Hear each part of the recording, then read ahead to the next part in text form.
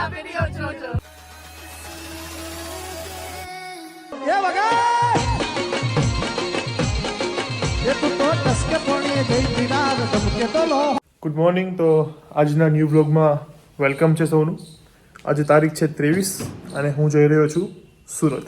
અત્યારે વાગ્યા છે 1 અને મારી 3 વાગ્યાની બસ છે.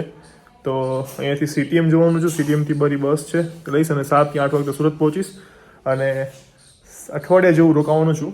થોડું 2-3 જગ્યાએ મારું શૂટ છે ત્યાં, અને બીજા મારા મામા માસી અને દીરાવીને ત્યાં જવાનું છે, અને બીજા અમુક ફ્રેન્ડ્સને મળવાનું છે. તો જોતા રહેજો, આપણે અપડેટ આપતો રહીશ. બાકી ડેઇલી બ્લોગ આવતા રહેશે. અને ગયા 2 બ્લોગ જે હતા એ ના જોયા હોય તો લિંક આપી દઉં છું, જોઈ લેજો. કેવા લાગ્યા છે કમેન્ટ જરૂર કરજો. ચલો તો બપોરનું જમવાનું છે રેડી. મારું ફેવરેટ ગુવાર બટેકાનું શાક, ટમેટા,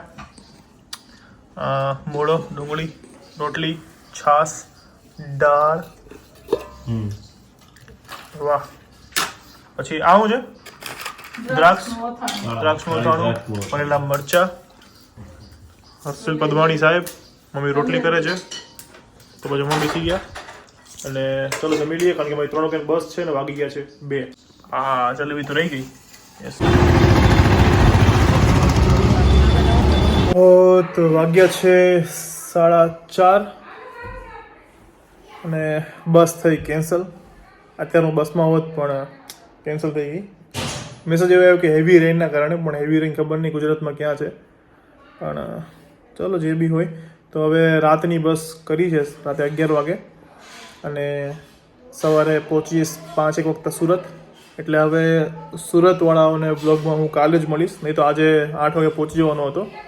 પણ કંઈ નહીં, ચલો તો સવારે 5 વાગે પહોંચીશ. જવાનો સૌથી પહેલાં માસીન ઘરે, અને દીરાવી ત્યાં આવશે ને પછી આપણે ત્યાં ધૂમ મચાવીશું. ચાલો. પપ્પા જો બેઠા છે, પપ્પા પણ થાકી ગયા છે. અને 2 દિવસથી પપ્પા તમે સુવિચાર નહીં બોલ્યા. સુવિચારમાં તો એવું હતું કે હમણાં 2 દિવસથી અયોધ્યાનું જે પ્રાણ પ્રતિષ્ઠા મહોત્સવ સોસાયટીની અંદર ચાલતો હતો, એટલે બીજી હતા એમાં. આગલા દિવસે રાતના 3 વાગ્યા સુધી રંગોળીના કાર્યક્રમમાં હતા, એટલે ઉજાગરો હતો. અને કાલે આખો દિવસ રેલીમાં અને શોભાયાત્રામાં થાકી ગયા હતા, એટલે નથી આપી શક્યો. તો આવતા કાલના વિડીયોમાં આજના વિડીયોમાં જ સુવિચાર હું લઈ લઈશ, કારણ કે મારે રાતે 11 વાગ્યાની બસ છે. અને પછી કાલથી એવું કરવું છું કે ભાઈ હું અઠવાડિયા માટે જાઉં છું, તો પપ્પાની એ લોકો અહીંયાથી મને શૂટ કરીને મોકલશે, અને હું પછી હું વિડીયોમાં એડ કરી લઈશ. જેવી રીતે દીરાવી અત્યારે મોકલે છે એ રીતે. ઓકે, બરાબર.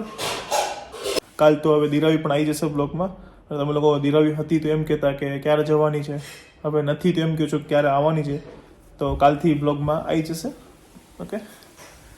તમે 2 દિવસથી બ્લોગમાં હતા જ નહીં, દેખાણા જ નથી. રામ ભગવાન નહોતું ને, ભક્તિમાં એવા ખોઈ ગયા હતા.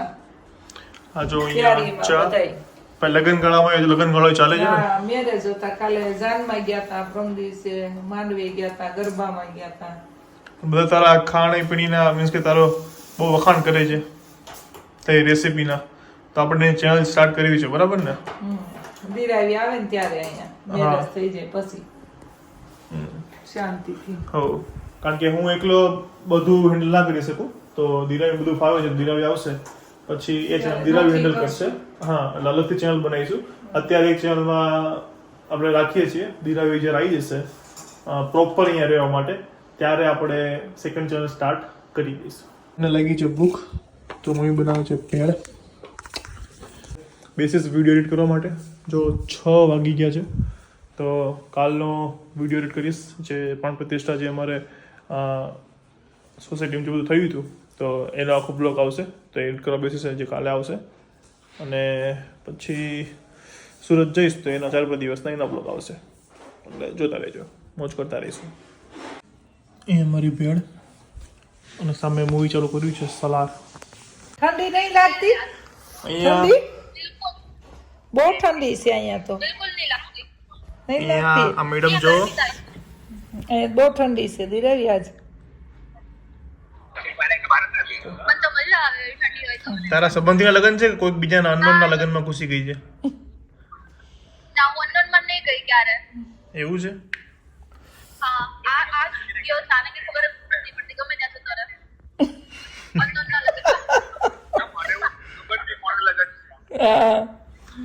ધીરાવી હું કાલે આવું છું, ખબર ને?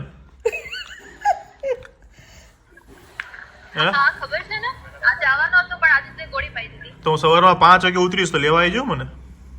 ચલો તો વાગ્યા છે 10, મારી બસ છે 11 વાગે. તો અહીંયા બધા અમે બેઠા છીએ. તો હા, અને કાલનો વિડીયો સ્કેડ્યુલ થઈ ગયો છે, તો 5 વાગે આવી જશે. અને તમે જ્યારે જોતા હશો ત્યારે વિડીયો આવી ગયો હશે. તો આ વિડીયો જોતા હશો ત્યારે વિડીયો આવી ગયો હશે, એટલે હું લિંક નાખી દઈશ વિડીયોમાં. એટલે ડિસ્ક્રિપ્શનમાં લિંક છે, ના જોયો હોય તો જોઈ આવજો. કયો રામ ભગવાન અમારી સોસાયટીમાં જે પધાર્યા, પ્રાણ પ્રતિષ્ઠા થઈ, તો એ દિવસનો બ્લોગ છે અને બહુ મસ્ત છે. સોસાયટીમાં બધા જલસા કર્યા છે, તો બ્લોગ મિસ ના કરતા, ના જોયો હોય તો જોઈ આવજો.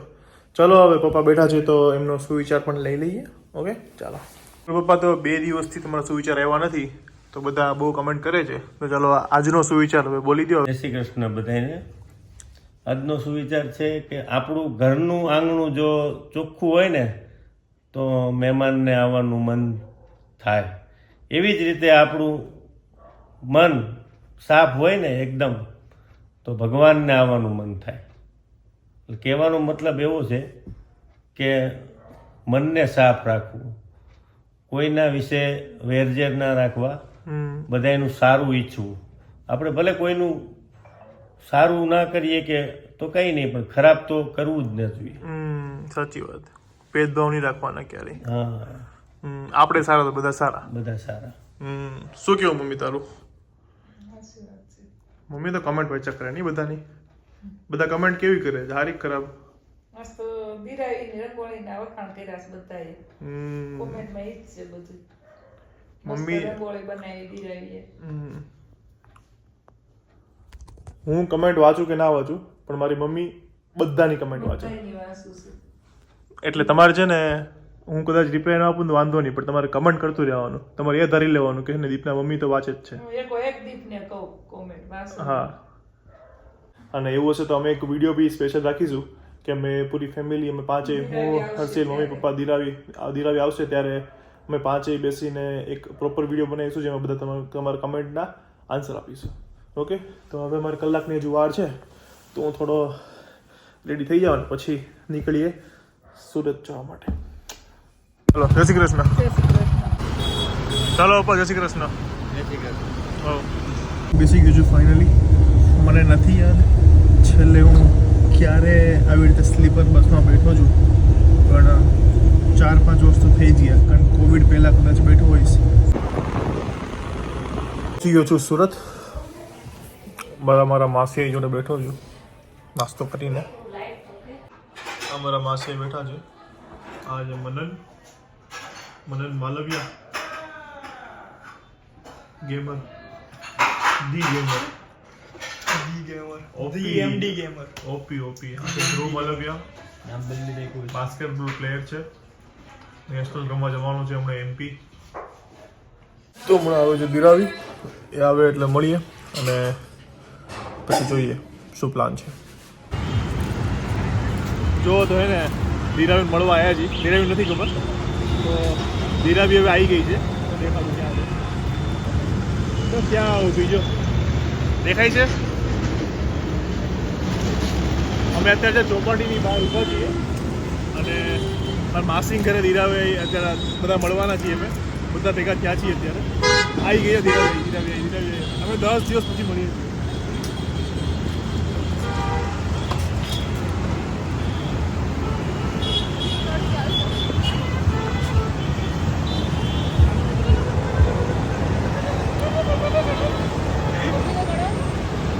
ઓળખે જ છે. કોણ છે? 10 દિવસ. હા, ફાઇનલી બસમાં મારા સુરત આવી ગયા છીએ. હવે 6-7 દિવસ મસ્ત મોજ કરવાની છે. કેમેરામેન અમારા ધ્રુવ છે, જે 4-5 દિવસ સુધી વિડીયોમાં તમને દેખાશે. અમારા માસીનો છોકરો છે. હા, અને અત્યારે માસી ઘરે બધા ભેગા થવાના છીએ અમે.